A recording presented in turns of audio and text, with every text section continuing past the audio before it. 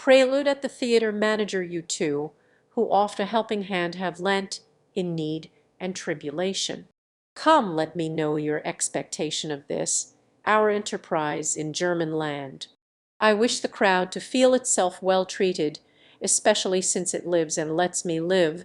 The posts are set, the booth of boards completed, and each awaits the banquet I shall give. Already there, with curious eyebrows raised, they sit sedate and hope to be amazed. I know how one the people's taste may flatter. How shall we plan? That all be fresh and new, important matter, yet attractive too. For 'tis my pleasure to behold them surging, when to our booth the current sets apace, and with tremendous, oft repeated urging, squeeze onward through the narrow gate of grace. By daylight even, they push and cram in to reach the seller's box.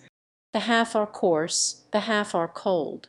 One, when the play is out, goes home to cards. A wild knight on a wench's breast another chooses. Why should you rack, poor, foolish bards, for ends like these? The gracious Muses, I tell you, give but more, evermore. They ask, thus shall you hit the mark of gain and glory. Seek to confound your auditory. To satisfy them is a task. What ails you now? Is it suffering or pleasure? Poet, go. Find yourself. What shall the poet that which nature gave, the highest right, whence o'er the heart his empire free? The elements of life how conquers he? Is it not his heart's accord, urged outward far and dim, to wind the world in unison with him? When on the spindle, spun to endless distance, by nature's listless hand the thread is twirled, and the discordant who brings the one to join the general ordination, where it may throb in grandest consonance, who bids the storm to passion stir the bosom, in brooding souls the sunset burn above, who scatters every fairest April blossom along the shining path of love, who braids the noteless leaves to crowns, requiting desert with fame in action's every field, who makes Olympus sure, the gods uniting, the might of man as in the bard revealed. Merry Andrew, so these fine forces, in conjunction, propel the high poetic function, as in a love adventure they might play. You meet by accident, you feel, you stay, and by degrees your heart is tangled, bliss grows apace, and then its course is jangled. You are ravished quite, then comes a touch of woe, and there's a neat romance completed ere you know.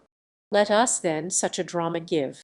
Grasp the existless life that all men live. Each shares therein, though few may comprehend. Wheresoe'er you touch, there's interest without end.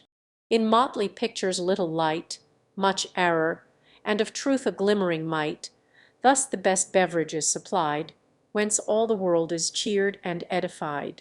Then, at your play, behold the fairest flower of youth collect. Each tender soul, with sentimental power, sucks melancholy food from your creation, and now in this, now that, the leaven works. For each beholds what in his bosom lurks. They still are moved at once to weeping or to laughter, still wonder at your flights, enjoy the show they see. A mind, once formed, is never suited after. Poet, then give me back that time of pleasures, while yet in joyous growth I sang, when, like a fount, the crowding measures uninterrupted gushed and sprang. Then bright mist veiled the world before me, in opening buds a marvel woke. As I the thousand blossoms broke, I nothing had, and yet enough for youth, joy in illusion, ardent thirst for truth. Give unrestrained, the old emotion, the bliss that touched the verge of pain, the strength of hate, love's deep devotion. Oh, give me back my youth again. Merry Andrew, youth,